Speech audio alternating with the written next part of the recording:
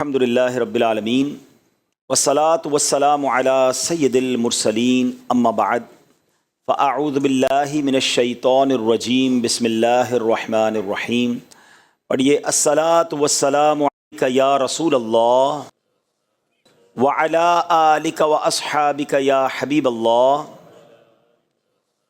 الصلاۃ والسلام علیک یا نبی اللہ وعلی آلک واصحابک یا نور اللہ.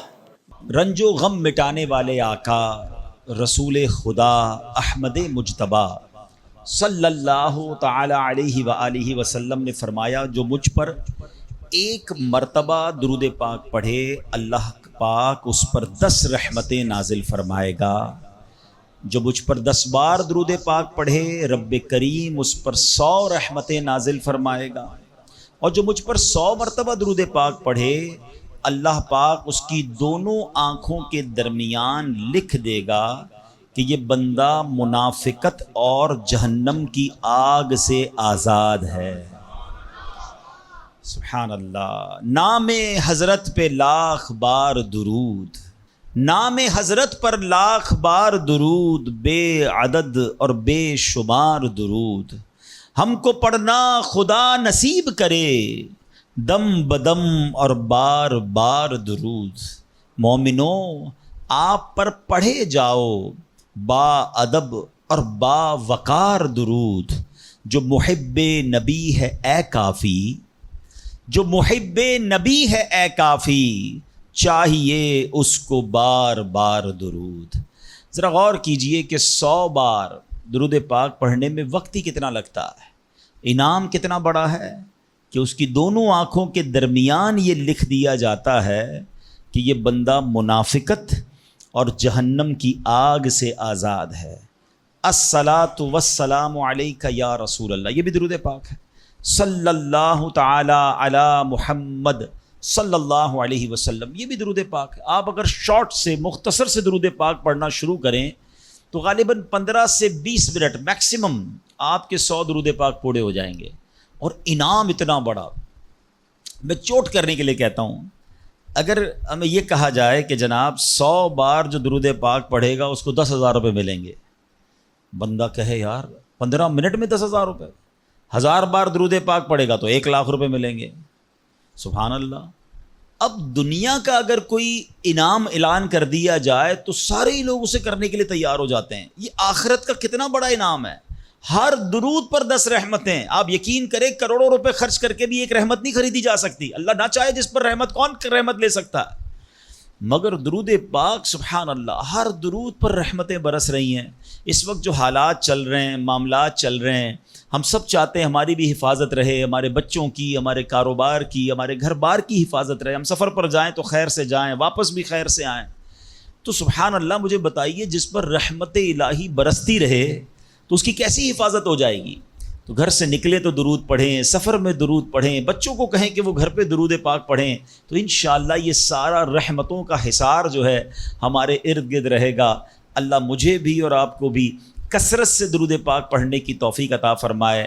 آئیے مل کر محبت کے ساتھ بآواز بلند درود پاک پڑھ لیں. صلو علی الحبیب صلی اللہ تعالی علی محمد صلی اللہ علیہ وسلم. نبی کی شان میں ہو جس قدر درود پڑھو، محبوں پاؤ گے جنت میں گھر درود پڑھو. 1000 درد کو یہ ایک دوا کفایت ہے، 1000 درد کو یہ ایک دوا کفایت ہے.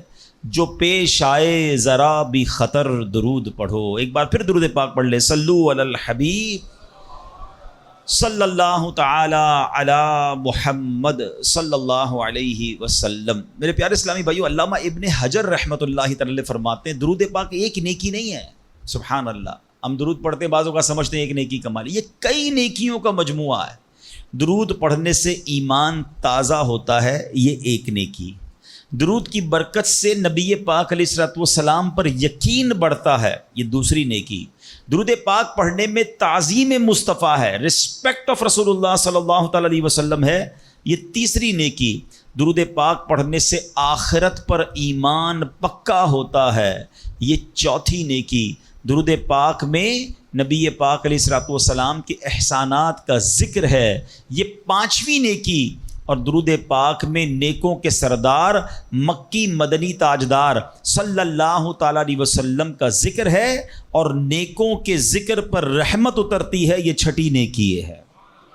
ہائے ہائے، نیکیوں کا انبار لگ جاتا ہے اگر بندہ درود پاک پڑھنے والا بن جائے۔ اللہ مجھے اور آپ کو کثرت سے درود پاک پڑھنے کی توفیق عطا فرمائے۔ ایک بار پھر درود پاک، صلو علی الحبیب صلی اللہ تعالی علی محمد صلی اللہ علیہ وسلم۔ ایک واقعہ بڑا مشہور واقعہ ہے اور قرآنی واقعہ ہے، کئی بار ہم نے سنا ہوگا۔ ایک عظیم خاندان کی یاد بہت زور سے، بڑی زور و شور سے دنیا بھر میں اس کا ذکر شروع ہو جاتا ہے، اور وہ عظیم خاندان ہے حضرت ابراہیم علیہ نبینا علیہ الصلوۃ والسلام کا خاندان۔ حضرت ابراہیم کی یاد ہے، حضرت اسماعیل کی یاد ہے، بی بی ہاجرہ کی یاد ہے۔ مسلمان حج کو جا رہے ہیں، اس پہ بھی حضرت ابراہیم اور ان کے خاندان کی یادیں ہیں، اور جب قربانی کرتے ہیں تب بھی حضرت ابراہیم اور حضرت اسماعیل کی یادیں ہیں۔ کیا خاندان ہے! مگر ان واقعات سے جو آج بیان میں سے کچھ باتیں میں عرض کروں گا، اور اس کا مقصد کیا ہے انشاءاللہ وہ آگے بتاتا ہوں۔ ایک بادشاہ تھا نمرود۔ یاد رہے کہ دنیا میں 4 ہی ایسے بادشاہ گزرے ہیں جن کو پوری دنیا پر حکومت کرنے کا موقع ملا ہے، ٹھیک ہے؟ اس میں 2 ایمان والے تھے، 2 غیر مسلم تھے۔ جو ایمان والے تھے وہ حضرت سلیمان علیہ نبینا علیہ الصلوۃ والسلام، اور دوسرے حضرت ذوالقرنین رحمۃ اللہ تعالیٰ علیہ۔ اور 2 جو غیر مسلم تھے، بے ایمان تھے، اس میں ایک تھا نمرود اور دوسرا فرعون۔ اچھا، اب نمرود جو تھا وہ بڑا ہی بدبخت تھا۔ ایک تو خدائی کا دعوے دار بھی ہو جاتا تھا، اور نمرود نے حضرت ابراہیم علیہ نبینا علیہ الصلوۃ والسلام کو بھی اپنی طرف بلانے کی کوشش کی کہ وہ بھی اس کی بات مانے۔ حضرت ابراہیم علیہ الصلوۃ والسلام اس کی بات نہیں مانتے تھے، وہ اللہ وحدہ لا شریک کی بات کرتے تھے۔ نمرود خدائی کا دعویٰ کرتا تھا۔ بڑے طویل واقعات ہیں کہ کس طرح نمرود کے دربار میں رہ کر حضرت ابراہیم نے حق کی دعوت دی۔ نمرود نے کہا کہ میں خدا ہوں، تو آپ نے فرمایا خدا تو وہ ہے جو زندہ کرتا ہے۔ تو نمرود نے کیا کیا، ایک بندہ جس کو سزائے موت سنا دی گئی تھی اس کو جیل سے نکال کے رہا کر دیا، کہا دیکھو میں نے بھی زندہ کر دیا، اس کی تو موت لکھی ہوئی تھی نا، سزائے موت ہو گئی تھی، میں نے اس کو فارغ کر دیا۔ آپ نے فرمایا اللہ تو وہ ہے جو موت دیتا ہے، تو اس نے ایک عام بندے کو پکڑا اور اس کو قتل کا حکم دے دیا، اس کو مار دیا، کہ موت تو میں بھی دیتا ہوں۔ حضرت ابراہیم علیہ السلام نے کہا کہ میرا رب وہ ہے جو مشرق سے سورج کو نکال کر مغرب میں طلوع کرتا ہے، اگر تو خدا ہے تو مغرب سے نکال کر دکھا۔ اب اس کے پاس کوئی جواب نہیں تھا، یہ کیسے کر سکتا ہے کوئی؟ تو بہرحال کمال کا جذبہ تھا، کمال کا یقین تھا اللہ وحدہ لا شریک پر، ایسا یقین، سبحان اللہ۔ اب جب نمرود نے دیکھا کہ کوئی بات یہ ماننے کے لیے تیار نہیں ہے، تو ان بدبختوں نے یہ فیصلہ کیا کہ حضرت ابراہیم علیہ السلام کو آگ میں ڈال دیا جائے۔ اچھا، وہ کوئی نارمل آگ نہیں تھی، ایسی آگ نہیں تھی کہ لکڑیاں لگائیں اور جناب بندے کو ڈالنا ہے۔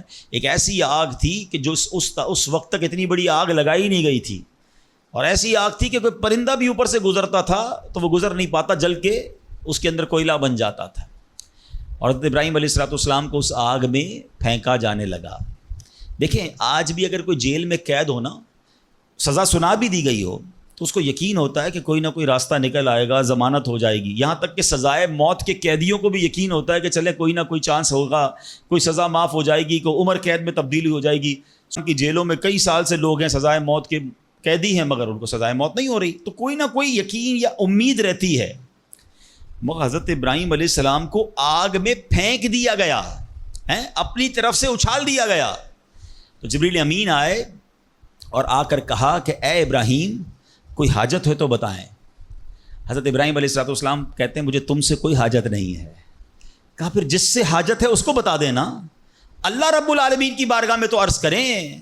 تو آپ نے کہا حسبی من سؤالی علمہ بحالی، اے جبرائیل میں کس حال میں ہوں میرا رب کریم جانتا ہے، اس کا جاننا میرے مانگنے سے بہتر ہے۔ اب یقین کا لیول تو دیکھے نا، اللہ دیکھ رہا ہے نا، میرے مانگنے سے بہتر یہ کہ وہ جانتا ہے، اس نے دیکھا ہے، اسے معلوم ہے مجھے آگ میں ڈالا جا رہا ہے، اگر وہ راضی تو میں بھی راضی۔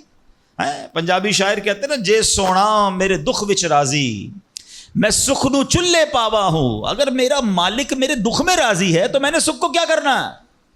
یہ کیسا یقین تھا، مگر اس یقین کا نتیجہ کیا نکلا کہ قرآن میں رب فرماتا ہے یا نار کونی برداً و سلاماً علی ابراہیم. پھر آگ کو رب نے کیا حکم دیا؟ ذرا سمجھیے گا بات کو، اللہ کی قدرت کا کیسا نظارہ ہے اس واقعے میں. مجھے بتائیے آگ کا کام کیا ہے؟ آگ کا کام تو جلانا ہی ہے نا. عقل بھی کہتی ہے، سائنس بھی کہتی ہے، تجربہ بھی کہتا ہے جب بھی آگ ہے کوئی چیز ڈالو جلی جاتی ہے. مگر اسی آگ کو رب نے کیا حکم دیا؟ اے آگ ابراہیم پر ٹھنڈی اور سلامتی والی ہو جا. اللہ اکبر. حضرت ابراہیم کا ایمان ایسا تھا، یقین ایسا تھا کہ اتنی بڑی آگ جو ہے حضرت ابراہیم کے لیے گلزار بن جاتی ہے، باغ بن جاتی ہے. اچھا پھر ہوا کیا کہ نمرود جو ہے کچھ دنوں کے بعد، ایسا نہیں فوراً، کچھ دنوں تک آگ جلتی رہی، حضرت ابراہیم اس میں ڈالے جا چکے تھے. نمرود نے سوچا دیکھوں تو صحیح کہ ابراہیم کا حال کیا ہوا ہے. وہ اپنے محل کی چھت پر چڑھ گیا اور چھت پر چڑھنے کے بعد اس نے آگ کی طرف دیکھا. وہ حیران ہو گیا کہ حضرت ابراہیم اس اتنی بڑی آگ میں ایسے بیٹھے ہوئے ہیں جیسے بندہ باغ میں بیٹھا ہوتا ہے. بالکل اس آگ نے کوئی بال بھی بیکا نہیں کیا. حضرت ابراہیم چند منٹوں یا چند گھنٹوں میں نہیں رہے. تفاسیر میں لکھا کہ حضرت ابراہیم علیہ الصلوۃ والسلام اس آگ میں ایک روایت کے مطابق 7 دن اور ایک روایت کے مطابق 40 دن اس آگ میں رہے. مگر جب آپ باہر آتے ہیں تو آگ نے کوئی اثر آپ پر نہیں ڈالا. اللہ اکبر. اچھا پھر اس نے کیا کیا؟ نمرود نے یہ کیا کہ ہو سکتا ہے یہ آگ کی جو نا یہ کیٹیگری ٹھیک نہیں ہے، یہ آگ جلانے والی آگ نہیں ہے. تو نمرود نے پریکٹیکل کرنے کے لیے ایک اور بندے کو اس آگ میں ڈال دیا. حضرت ابراہیم اس آگ میں موجود ہیں اور بڑے نارمل طریقے سے بیٹھے ہوئے ہیں، آگ جل رہی ہے. تو نمرود نے ایک اور شخص کو آگ میں ڈالا. جیسے ہی وہ بندے کو آگ میں ڈالا اس آگ نے اس بندے کو جلا کر راکھ کر دیا. یعنی اس آگ کا کام جلانا تھا، مگر میرا رب جس کے لیے چاہے وہ آگ گلزار بن سکتی ہے. اللہ اکبر. آپ علیہ الصلوۃ والسلام کا جب یہ معجزہ لوگوں نے دیکھا تو کئی لوگ کلمہ پڑھ کر مسلمان ہو گئے. مگر نمرود کے نصیب میں ایمان نہیں تھا. لیکن اس واقعے سے سیکھنے کو کیا ملا؟ یقین، بلیف، اللہ پر بھروسہ. اور اگر رب پر بھروسہ ہونا تو ایسے کام آج بھی اپنی آنکھوں سے ہم دیکھ سکتے ہیں. ہاں شاعر مشرق کہتے ہیں نا، اگر آج بھی ہو ابراہیم سا ایمان پیدا، دیر از اونلی ون کنڈیشن، ایمان وہ چاہیے، یقین وہ چاہیے. اگر آج بھی ہو کیسا ایمان؟ ابراہیم سا ایمان پیدا، آگ کر سکتی ہے انداز گلستاں پیدا. آج بھی غموں کی آگ باغ بنے گی، آج بھی آپ کی مشکلوں کی آگ باغ بنے گی. مگر پرابلم یہ کہ یہ بھروسہ کہاں ہے، وہ یقین کہاں ہے اللہ پر؟ ڈگمگا گئے ہم لوگ، ہمارے یقین اور بھروسے ہل گئے ہیں. اللہ اکبر. آئیے ایک اور واقعہ سنتے. حضرت ابو مسلم خولانی رحمۃ اللہ تعالی علیہ، ان کو امت کا حکیم کہا جاتا تھا. بڑے کمال کی شخصیت اور بڑے عقل مند اور دانا تھے. آپ کے دور میں آپ یمن میں رہتے تھے اور آپ تابعی بزرگ ہیں. تابعی کس کو کہتے ہیں؟ جس نے کسی صحابی کو ایمان کی حالت میں دیکھا ہو اور اس کا خاتمہ بھی ایمان پر ہی ہوا ہو. تابعی، سبحان اللہ. وہ تابعی بزرگ تھے، یمن میں رہتے تھے. آپ کے دور میں ایک شخص تھا اسود انسی. اس بندے نے معاذ اللہ نبوت کا جھوٹا دعویٰ کر دیا اور ایک دن زبردستی آپ کو اپنے پاس بلایا اور پوچھا کہ کیا تم گواہی دیتے ہو کہ محمد صلی اللہ تعالیٰ علیہ وسلم اللہ کے رسول ہیں؟ کہا ہاں بالکل، میرے آقا علیہ الصلوۃ والسلام اللہ کے نبی ہیں، سچے نبی ہیں، وہ میرے آقا ہیں، میں ان پر ایمان رکھتا ہوں.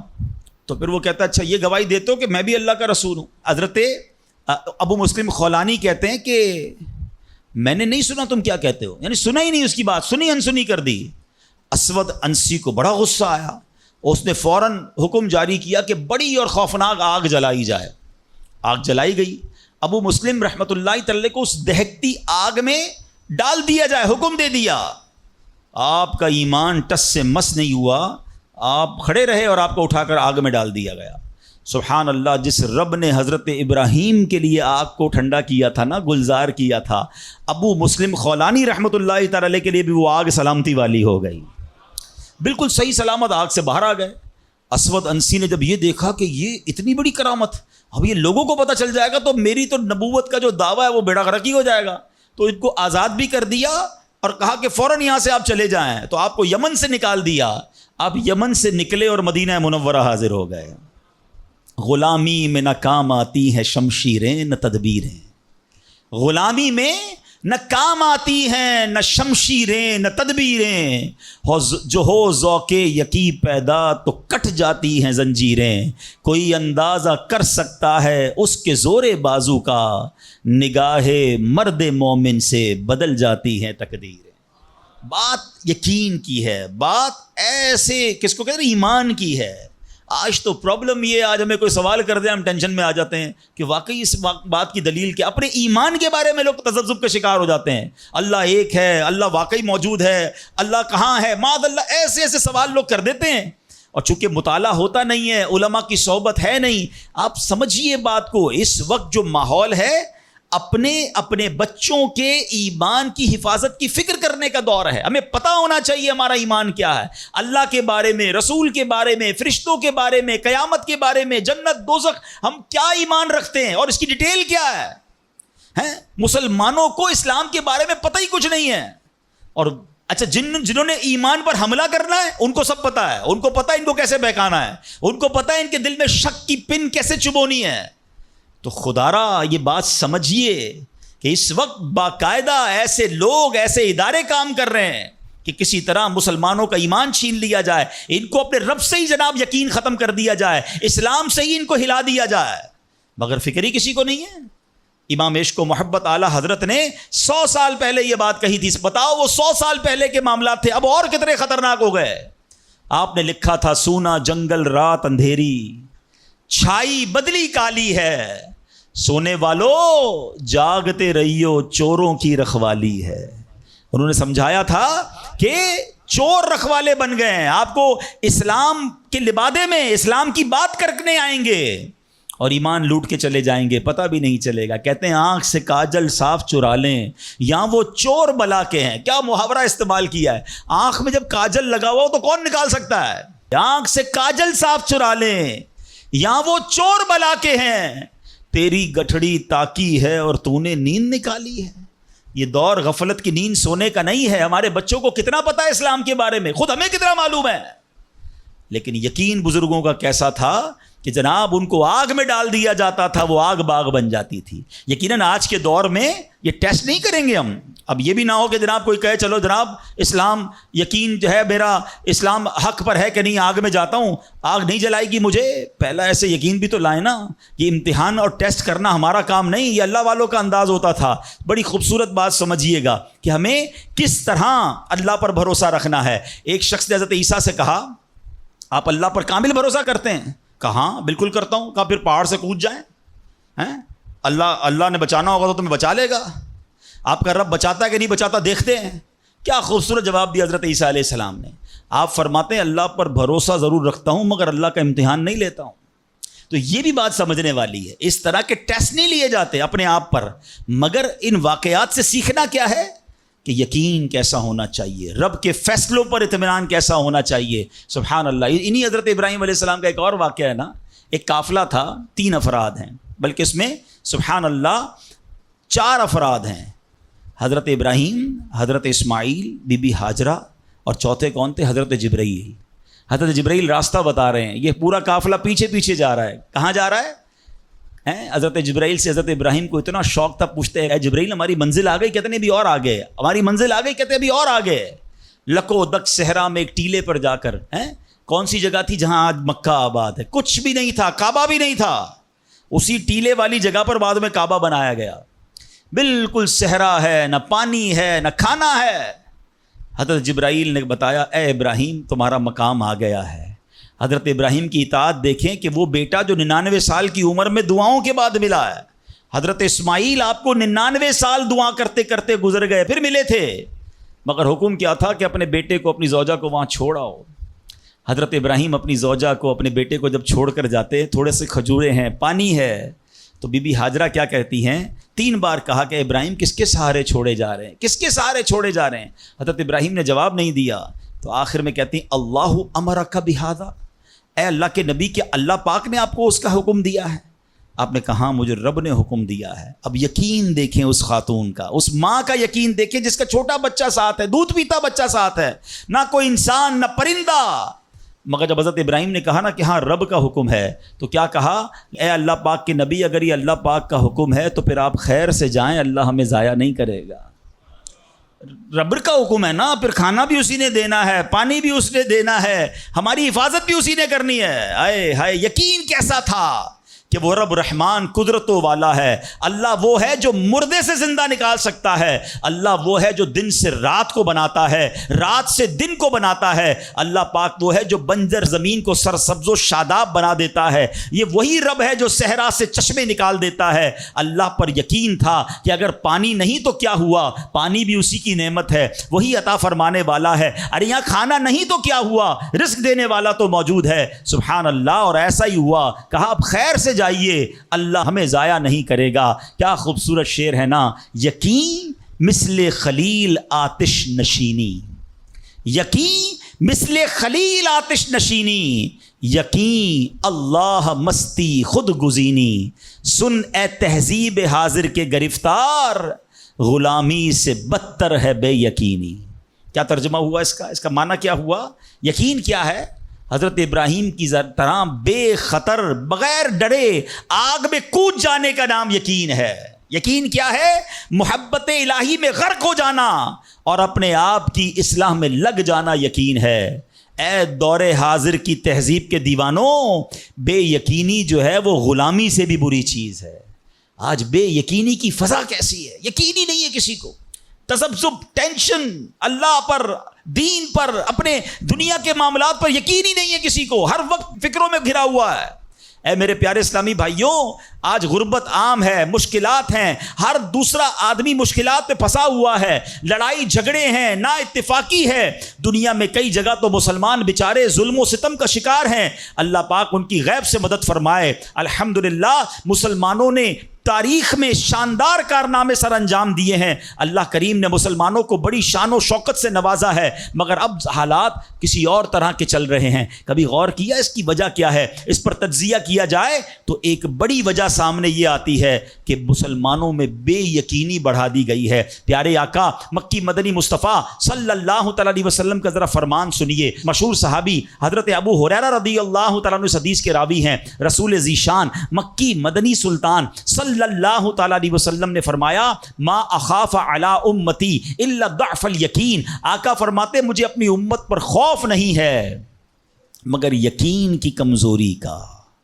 یعنی اور کوئی خوف نہیں ہے۔ یہ امت ایسا نہیں ہوگا کہ شرک میں مبتلا ہو جائے گی، فرمایا میری امت اللہ پاک کا انکار نہیں کرے گی، ہاں میری امت کو جو بڑا مسئلہ درپیش ہوگا ان کا یقین کمزور ہو جائے گا، ان کا بھروسہ کمزور ہو جائے گا۔ ایک اور حدیث پاک سنیے، آقا فرماتے ہیں، نجا اول هذه الامه بالیقین والزہد، اس امت کے پہلے لوگ یقین اور دنیا سے بے رغبتی کے ذریعے نجات پا گئے، وَيَهْلِكُ آخِرُ هذه الامه بالبخل والعمل، اور اس امت کے جو آخری لوگ ہوں گے کنجوسی اور لمبی امیدوں کے سبب ہلاک ہو گئے۔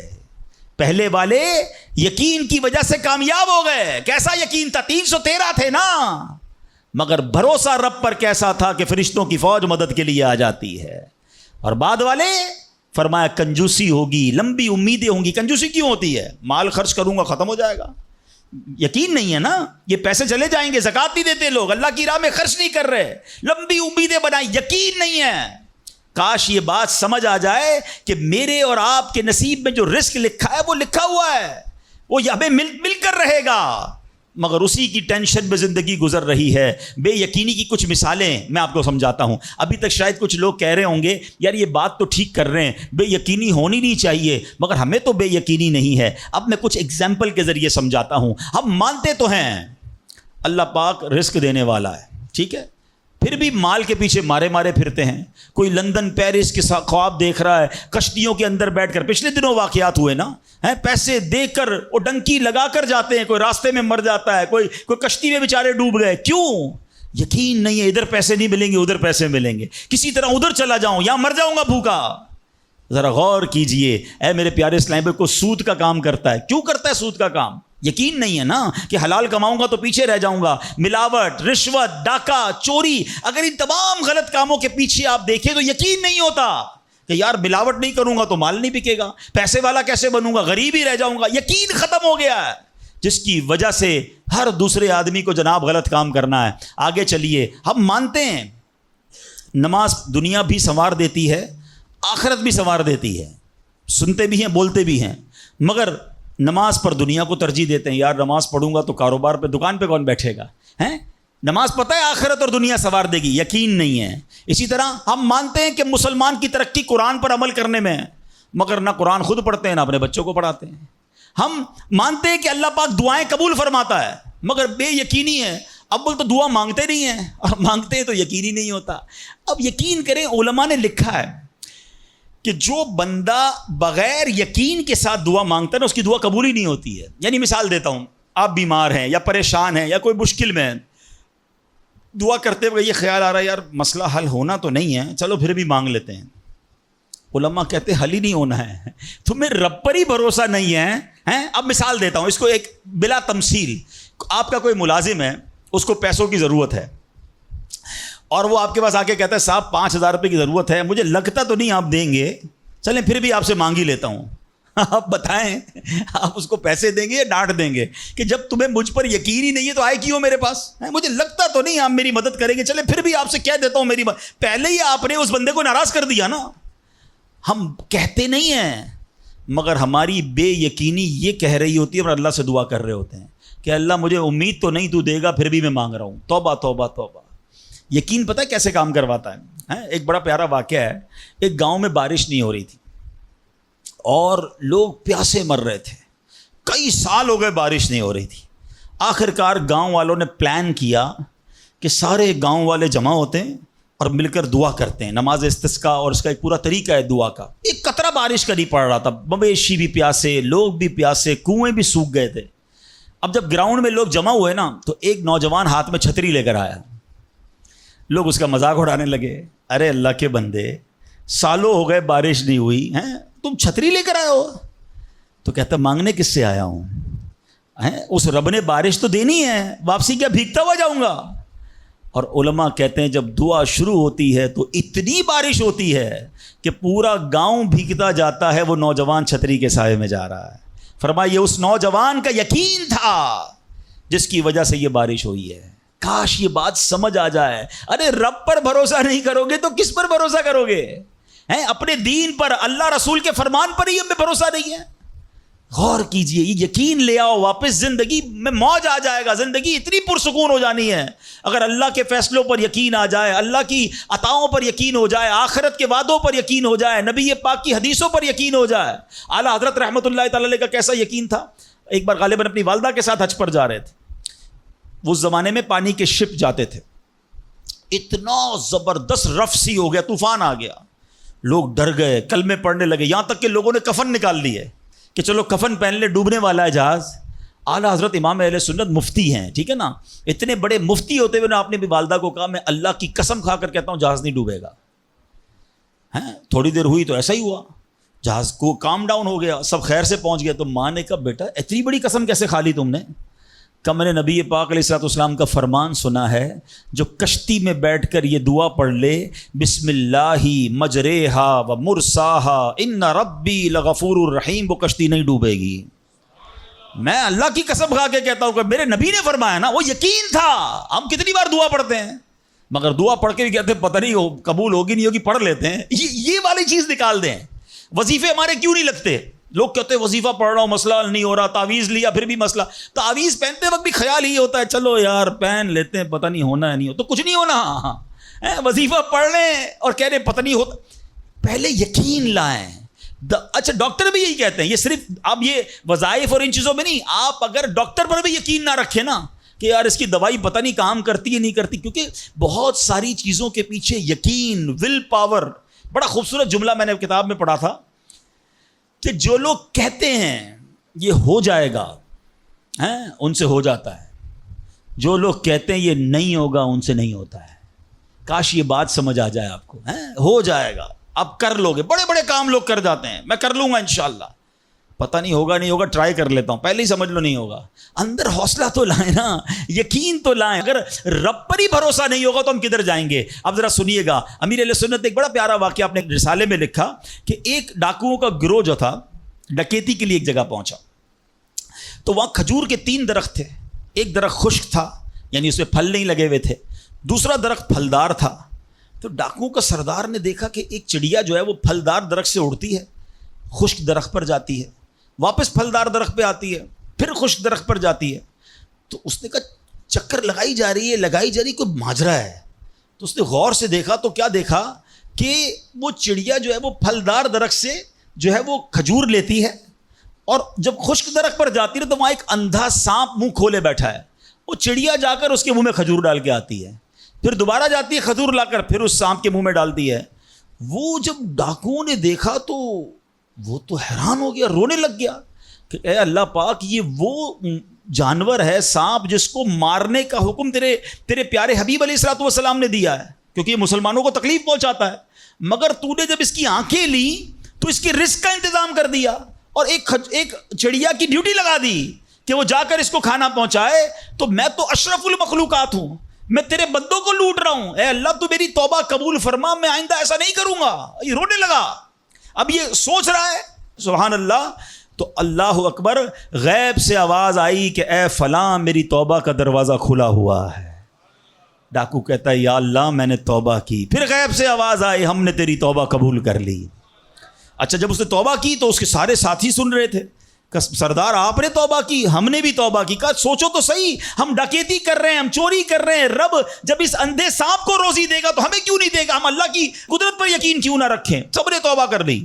اب جب توبہ کر لی تو انہوں نے کہا کہ اب ایسا کرتے ہیں کہ حج کو چلتے ہیں.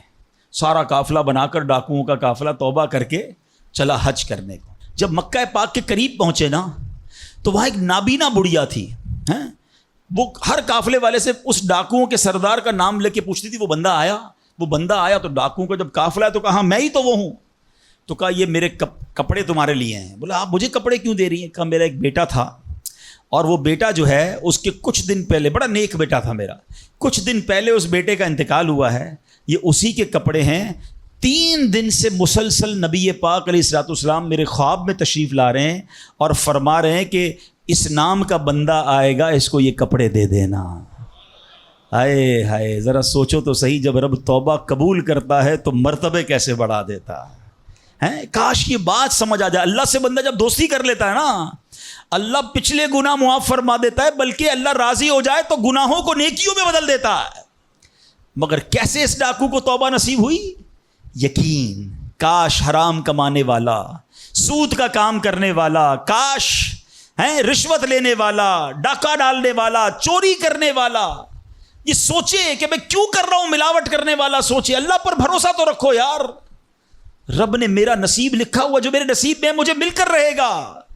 کاش یہ بات سمجھ آ جائے. صدیق اکبر رضی اللہ تعالیٰ عنہ مسلمانوں کے پہلے خلیفہ, جب آپ نے یہ آیت پڑھی نا قرآن پاک میں, اللہ ارشاد فرماتا ہے وما من دابۃ فی الارض الا علی اللہ رزقها. اللہ فرماتا ہے اور زمین پر چلنے والا کوئی جاندار ایسا نہیں جس کا رزق اللہ کے ذمہ کرم پر نہ ہو. آپ فرماتے ہیں کہ جب سے میں نے یہ آیت پڑھ لی, خدا کی قسم میں نے روزی کی فکر کرنا چھوڑ دی ہے. کہ جب اللہ نے ہر کسی کا رزق اپنے ذمے پہ لے لیا تو مجھے کس بات کی ٹینشن ہے. کاش ہمیں یہ بات سمجھ آ جائے کہ ہمیں اب ذرا غور کریں. ابھی یہ اجتماع ختم ہوگا, اگر میں آپ سب کو کہوں کہ بتائیں آپ کے لیے کیا دعا کروانی ہے, تو تقریباً 70-80% لوگوں نے پتہ کیا کہنا ہے, حضور روزی میں برکت کی دعا کر دیں, کاروبار میں برکت کی دعا کر دیں, نوکری نہیں لگ رہی اس کی دعا کر دیں.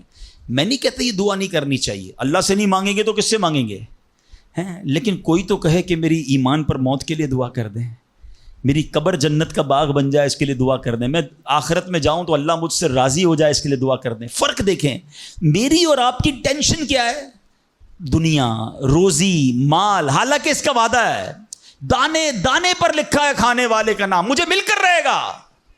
مگر اللہ نے مغفرت کا وعدہ نہیں کیا ہے. اس کی دعا کہاں ہے؟ اس کی ٹینشن کیوں نہیں ہے؟ ایسے کئی لوگ مجھے بھی ملے, آپ کو بھی ملے ہوں گے, یار رات کو نیند نہیں آ رہی, کیوں؟ بس یار کاروبار کی ٹینشن بہت ہے. کبھی زندگی میں ایک رات میری اور آپ کی ایسی گزری کہ اس ٹینشن میں نیند نہ آئی ہو کہ قبر میں جاؤں گا تو قبر جنت کا باغ بنے گی یا دوزخ کا گھڑا بنے گی؟ کلمے والی موت ملے گی کہ نہیں؟ جنت میں جاؤں گا یا دوزخ میں جاؤں گا؟ میزان عمل پر جب اعمال تولے جائیں گے گناہ کا پلڑا بھاری ہوگا یا نیکیوں کا پلڑا بھاری ہوگا؟ یار آج جون جولائی کی گرمی، ہیٹ اسٹروک کی باتیں ہو رہی ہیں، 50 ڈگری میں حال برا ہو گیا، سورج 1 میل پر جب ہوگا اور لوگوں کی پیاس زبان سے باہر زبانیں آئیں گی، مجھے جام کوثر نہ ملا تو میرا کیا بنے گا؟ کبھی اس کی ٹینشن، اس کا وعدہ نہیں ہے، یہ اللہ سے دعا کرنی ہے، اس کے لیے کوشش کرنی ہے۔ ساری زندگی ایک ہی ٹینشن، چھوٹا گھر ہے تو بڑا کرنا ہے، کاروبار کو وسیع کرنا ہے، اور آمدنی، اور میں نہیں کہتا دعا نہ کریں، کوشش نہ کریں، خدا نہ خواستہ اس کا کوئی یہ مطلب نہ لے کہ چلو بھائی اب تو اللہ نے اپنے ذمہ کرم پر لے لیا تو اب کوئی کام کاج نہیں کرنا۔ نہیں، دنیا عالم اسباب ہے، اسباب کا کشکول لے کر بارگاہ الہی میں جانا ہے اور توکل والے انداز میں دعا کرنی ہے، تو اپنی رحمت کے سمندر سے ہمارے اسباب کے کشکول میں وہ ہماری روزی عطا فرمائے گا۔ اسباب اختیار ضرور کرنے، مگر اسی فکر میں زندگی تو برباد نہ کر دینا کہ سارا صبح سے لے کر شام تک ایک ہی ٹینشن۔ بھروسہ رکھے رب پر، یقین رکھے رب پر۔ آج حال یہ ہے، بچہ پیدا ہو جائے تو ٹینشن، او ہو اب میرا بچہ ہو گیا، اس کی آگے پرورش میں کیسے کروں گا، اس کی تعلیم کا کیا ہوگا، اور خاص طور پہ بچی پیدا ہو جائے تو ایسے بدبخت لوگ ہیں کہ اب جناب بیوی کو برا بھلا کہہ رہے ہیں، خاندان میں جھگڑے ہو رہے ہیں بچی کی پیدائش پر کہ اب اس کی شادی کیسے ہوگی، یہ تو بوجھ آ گئی ہے، معاذ اللہ۔ سمجھ نہیں آتی کہ جس رب نے بچی دی ہے انشاءاللہ رزق بھی وہی دے گا، اسباب بھی وہی دے گا۔ ارے جب اس نے مجھے پالا ہے وہ اس کو بھی پالے گا۔ کیا خوبصورت بات علماء نے لکھی، جو رب ہاتھی کو من اور چونٹی کو کن دے سکتا ہے وہ مجھے بھی میرا رزق عطا فرمائے گا۔ آپ ذرا سوچے تو صحیح، کس کس کو رزق دیتا ہے؟ حدیث پاک کا مضمون ہے تم اللہ پر بھروسہ کرو، جیسا بھروسہ کرنے کا حق ہے وہ تمہیں ایسے روزی دے گا جیسے پرندوں کو روزی دیتا ہے۔ پرندوں کو سمجھتے کتنی کیسے روزی ملتی ہے؟ کبھی گھونسلے دیکھیں پرندوں کے؟ درخت کاٹ کے پورا شہری کانکریٹ کا جنگل بنا دیا۔ ورنہ یہ پوچھے بزرگوں سے، ہم بھی چھوٹے تھے تتلیاں بھی دکھتی تھیں، صبح مدرسے اسکول جاتے تھے تو کوئل کی آواز بھی آتی تھی، اب ہارن کی آواز آتی ہے ہم کو۔ اب تو یہ پرندے بھی چلے گئے، کہاں چلے گئے؟ ہم نے درخت کاٹے، ہمیں اندازہ ہی نہیں کہ درخت ہے کیا۔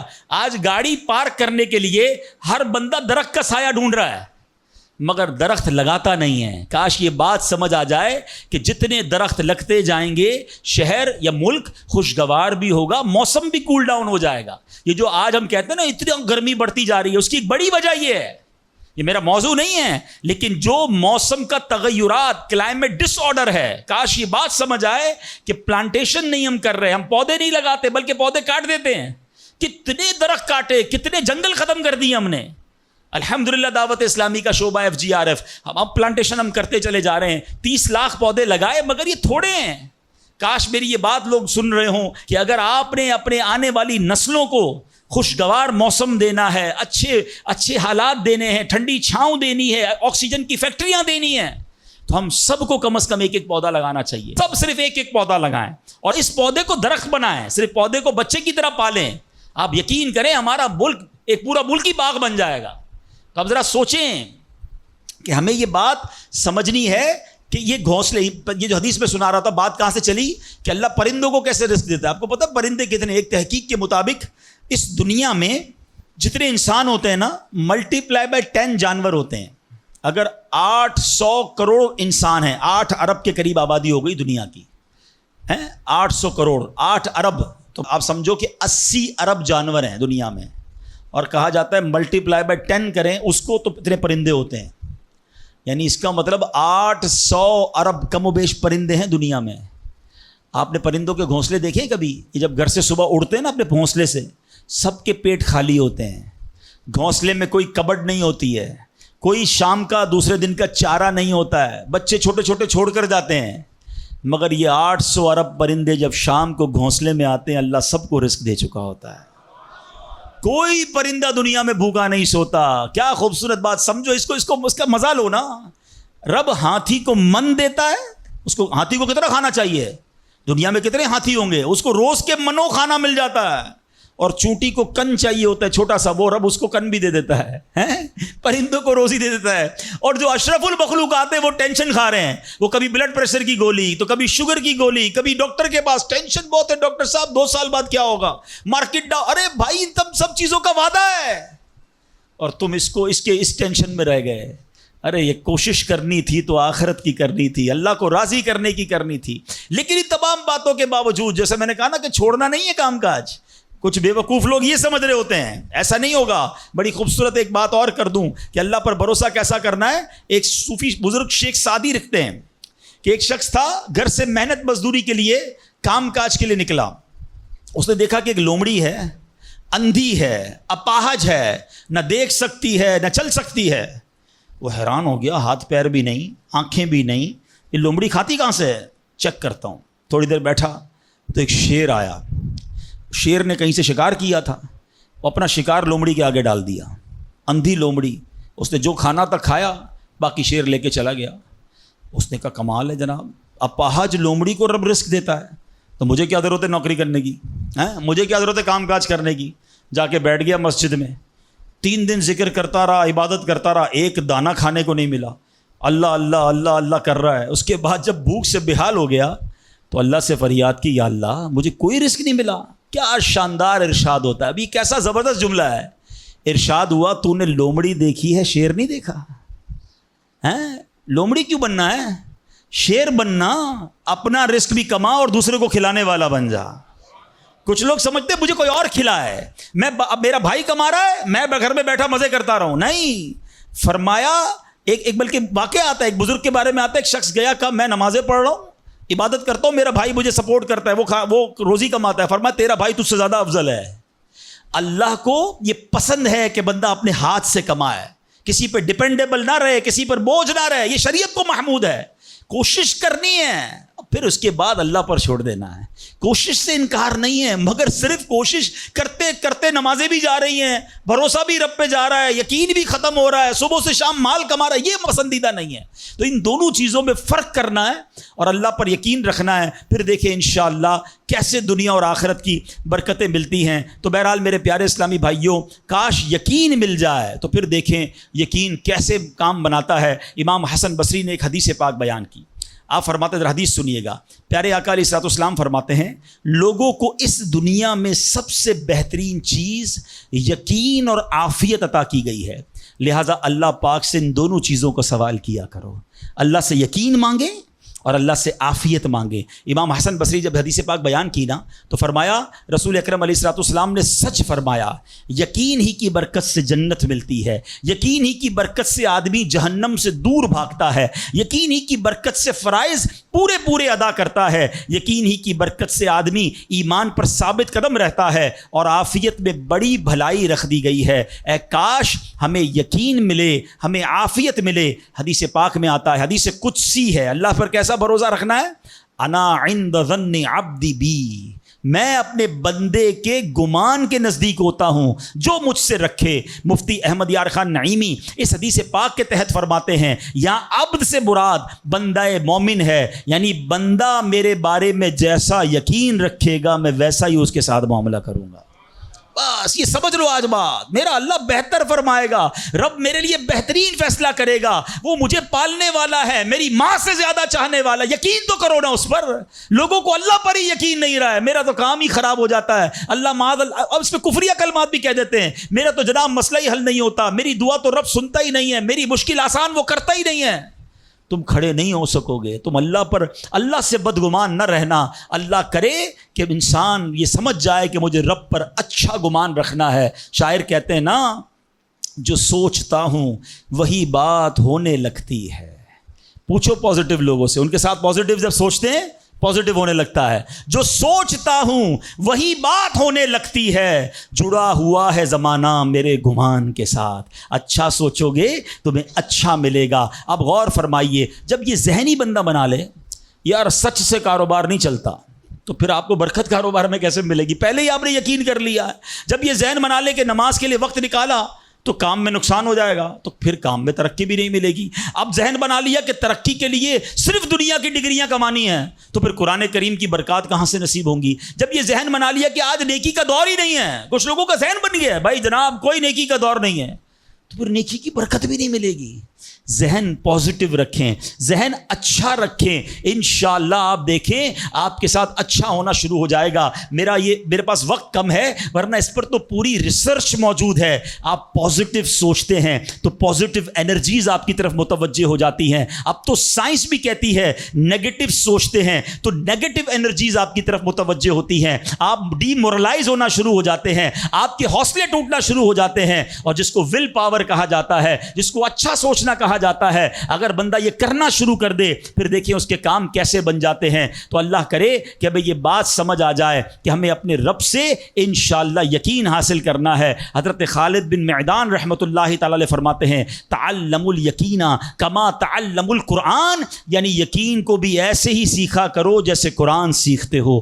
میں نے بھی اسے سیکھ کر حاصل کیا ہے۔ سبحان اللہ۔ اب یقین سیکھنے کے لیے، یقین حاصل کرنے کے لیے علماء نے بڑے طریقے لکھے۔ پہلے تو بندہ دعا کرے کہ اے اللہ مجھے اپنا یقین عطا فرما۔ بڑی پیاری دعا حضرت ابوبکر صدیق کیا کرتے تھے، اللہم حب لی ایمانا و یقینا و معافاتا و نیہ، اے اللہ مجھے پکا ایمان، پختہ یقین، عافیت اور سچی نیت عطا فرما۔ اللہ پاک سے دعا کرتے رہیں اور ایسے لوگوں کے ساتھ رہیں۔ آخری بات کر لیتا ہوں جناب، پرابلم پتہ ہے کیا ہے؟ ڈی مورلائز بندہ پتہ کہاں ہوتا ہے؟ اس کا یقین متزلزل کب ہوتا ہے؟ وہ کیسے شک اور شبے والی لائف میں آ جاتا ہے؟ یہ صحبت سے ملتا ہے۔ آپ جب اللہ پر پکا یقین کرنے والے لوگوں میں بیٹھتے ہیں نا، آپ کا یقین بھی بڑھنا شروع ہو جاتا ہے۔ یار اس کو اللہ پر کتنا بھروسہ ہے، بیمار ہے پھر بھی کہتا ہے میرا رب کریم ہے، پریشان ہے پھر بھی کہتا ہے اللہ کی رضا پر راضی ہوں، میرا رب سب ٹھیک کر دے گا۔ جب ایسے لوگوں کے ساتھ آپ بیٹھتے ہیں نا، آپ کا یقین توکل بھی مضبوط ہونا شروع ہو جاتا ہے، بندہ اسٹرانگ ہونا شروع ہو جاتا ہے۔ اور جب بندہ بیٹھتا اٹھتا ہی ایسے لوگوں میں ہے جو ہر وقت مایوسی کی باتیں کرتے ہیں، ہر وقت جناب آنے والے خطرات اور پریشانیوں کا ہی ذکر کرتے رہتے ہیں، ارے بھائی کچھ نہیں ہونا، سب برباد ہو گیا ہے، سب ختم ہو گیا، ان کے پاس جب بیٹھو ایسا لگتا ہے سب کچھ تباہ ہونے والا ہے۔ ایسے لوگوں کے ساتھ نہ بیٹھیں، حوصلے والے لوگوں کے ساتھ بیٹھیں، توکل والے لوگوں کے ساتھ بیٹھیں، اللہ سے محبت کرنے والوں کے ساتھ بیٹھیں، پھر دیکھیں انشاءاللہ آپ کے کام کیسے سیدھے ہو جائیں گے۔ ایک آخری بات چلے کر لیتا ہوں، اللہ پر بھروسہ، اللہ کے فیصلوں پر یقین کیسے حاصل ہو؟ مجھے یہ کیسے پتہ چلے کہ یار یہ چیز میرے لیے بہتر ہے؟ میں نے کئی بار اپنے بیانات میں یہ اگزامپل دی ہے، میں دوبارہ دے دیتا ہوں، شاید کسی کے دل پر اثر کر جائے۔ میں مثال دیتا ہوں، ہمیں بعض اوقات بندہ پتہ ہے اللہ سے یقین کہاں ٹوٹتا ہے؟ جب بندہ دعائیں مانگتا ہے، التجائیں کرتا ہے، بڑی رو کر التجا کرتا ہے، مصیبت میں ہوتا ہے، اس کو کوئی چیز چاہیے ہوتی ہے اور اس کو نہیں ملتی ہے، تو بندہ کہتا ہے رب تو میری سنتا ہی نہیں ہے، اتنی دعائیں کی، مسجد میں جا کے کی، مکے مدینے میں جا کے کی، فلاں بزرگ سے بھی دعا کرے، نہیں ہو رہا میرا کام۔ جب بندے کا کام نہیں ہوتا نا تو اس کو لگتا ہے کہ یار میں اللہ پر کیسے بھروسہ کروں؟ یہاں جا کر شیطان حملہ کرتا ہے۔ اب آئیے اس وسوسے کو کیسے ختم کریں۔ آپ میں سے کئی ایسے مجھے نظر آ رہے ہیں جو والد ہوں گے یا بڑے بھائی ہوں گے، آپ کا کوئی چھوٹا بیٹا یا چھوٹا بھائی ہو اور بیمار ہو جائے، اس کو بخار ہو جائے، گلا خراب ہو جائے اور وہ رونے لگے کہ ابو میں نے آئس کریم کھانی ہے، میں نے ٹھنڈا شربت پینا ہے۔ اچھا بتائیے آپ اسے ٹھنڈا شربت پلائیں گے؟ وہ رو رہا ہے آپ کے سامنے، آئس کریم کھلائیں گے اسے؟ جواب دیجئے نہیں، وہ رونے دیں گے آپ اس کو۔ آپ کا ایک دوست برابر میں بیٹھا ہو اور کوئی کہے یار کیسے ظالم ابو ہیں، بچہ رو رہا ہے دے دینا اسے آئس کریم، تو آپ ایک جواب دیتے ہیں میں والد ہوں، مجھے پتا ہے اس کو کب کیا دینا ہے۔ ایسا ہی ہے نا؟ اب ذرا دل پر ہاتھ رکھ کے میرا جملہ سننا، تم والد ہو، تمہیں پتا ہے بیٹے کو کب کیا دینا ہے، میرے مالک کو نہیں پتا مجھے کب کیا دینا ہے۔ میں رو رہا ہوں، میں گڑ گڑا رہا ہوں، میں تڑپ رہا ہوں، وہ نہیں دے رہا، ارے یہی بہتر تھا۔ ہو سکتا ہے کہ میں جو مانگ رہا ہوں مجھے مل جاتا تو وہ میرے لیے اور برا ہوتا۔ علماء کہتے ہیں کسی کا امیر ہونا اس کے لیے اچھا ہے، کیونکہ وہ غریب ہوگا تو وہ ایمان سے متزلزل ہو جائے گا۔ کسی کا غریب ہونا اس کے لیے اچھا ہے، کیونکہ اگر اسے مال دے دیا جائے گا تو اس کا ایمان چلا جائے گا، وہ غلط کاموں میں پڑ جائے گا۔ کسی کو اولاد دینا اس کے لیے اچھا ہے اور کسی کو بے اولاد رکھنا اس کے لیے اچھا ہے۔ ہو سکتا ہے بیٹا ایسا ہونے والا ہو جو بڑا ہو کے باپ کو ہی مار کے گھر سے نکال دے۔ کیا ہم نے نہیں دیکھے ایسے واقعات؟ ایسی اولاد نہیں دیکھی جو ماں باپ کو قتل کر دیتی ہے. لوگ کہتے ہیں اس سے بہتر تو بچہ ہی نہ ہوتا. ارے رب بہتر جانتا ہے مجھے کیوں بیٹا نہیں مل رہا, مجھے کیوں بیٹی نہیں مل رہی, مجھے کیوں اولاد نہیں ہو رہی, مجھے کیوں مال نہیں مل رہا, میں اب تک گھر کیوں نہیں لے سکا. ہو سکتا ہے میرے رب نے اس کے بدلے میرے لیے بہت ساری نعمتیں رکھی ہوں. کاش یہ بات سمجھ آ جائے. مجھے ایک بات بتاؤ نا, میری ماں, آپ کی ماں, دنیا میں سب سے زیادہ ہم سے پیار کون کرتا ہے؟ ہماری ماں کرتی ہے. کبھی ماں ہمارے لیے غلط فیصلہ کر سکتی ہے؟ نہیں کر سکتی. ارے جو ماں میرا اچھا سوچتی ہے, اس ماں کے دل میں جس نے ممتا ڈالی ہے, جو کروڑوں ماؤں سے زیادہ مجھے چاہنے والا ہے, وہ میرے بارے میں کیوں نہ اچھا فیصلہ فرمائے گا. کاش یہ یقین آ جائے کہ جو رب نے کیا ہے وہی بہتر کیا ہے. سبحان اللہ. زندگی کا ایک اصول بنا لو, میرا کام, جب آپ کا کام ہو جائے نا تب بھی کہو اللہ کا شکر ہے, اور جب کام نہ ہو کہو جب بھی اللہ کا شکر ہے. میرے لیے یہی بہتر ہوگا. آپ مزے میں آ جاؤ گے. اللہ سے دوستی کر لو. اے میرے رب, جو تو نے فیصلہ کیا میں اس پر راضی ہوں. آپ کسی ٹینشن میں نہیں رہو گے. ہمارا پرابلم پتہ ہے کیا ہے؟ ڈیفنس کے لوگ جانتے ہیں, کبھی گزرتے ہوں گے نا ڈیفنس کی گلیوں سے, یار یہ پلاٹ بہت اچھا مل رہا تھا, 4 سال پہلے یہ ریٹ تھا, میں لے لیتا, آج تو کتنی پرائس ہو گئی. یار وہ گاڑی 1 مہینہ پہلے لینے والا تھا, نہیں لی, گورنمنٹ نے پرائس بڑھا دی. یار یہ فیکٹری میں پہلے خرید لیتا. اسی ٹینشن میں رہتے ہیں, یہ کر لیتا, وہ کر لیتا. ارے نہیں کیا, نہیں ہوا, وہی میرے لیے بہتر تھا.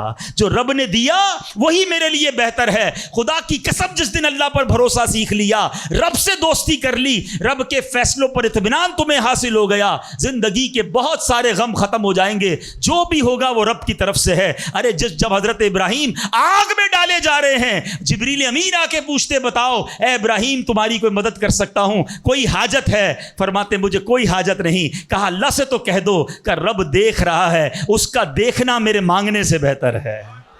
ہائے ہائے اللہ, حضرت ابراہیم کے اس یقین کا کوئی ذرہ عطا فرما دے, اس توکل کا کوئی حصہ عطا فرما دے. باتیں تو ہم بڑی بڑی کرتے ہیں, مگر جب سر پہ پڑتی ہے, جب کوئی مشکل آتی ہے, پھر ہمارا یقین ہل جاتا ہے. اللہ مجھے بھی اور آپ کو بھی اپنی سچی محبت عطا فرمائے, سچا یقین عطا فرمائے, سچا بھروسہ عطا فرمائے. اور یقین کریں جس دن رب پر بھروسہ مل گیا, آپ کی مشکل, آپ کی غم کی آگ باغ بننا شروع ہو جائے گی, آپ کی مشکلیں آسان ہونا شروع ہو جائیں گی. اللہ کریم ہم سب کو اپنا بھروسہ نصیب فرمائے. الحمدللہ ایسی پیاری باتیں دعوت اسلامی کے اس پیارے ماحول میں سکھائی جاتی ہیں. میری گزارش ہے اس مدنی ماحول سے وابستہ رہیں. صلو علی الحبیب صلی اللہ تعالی علی محمد.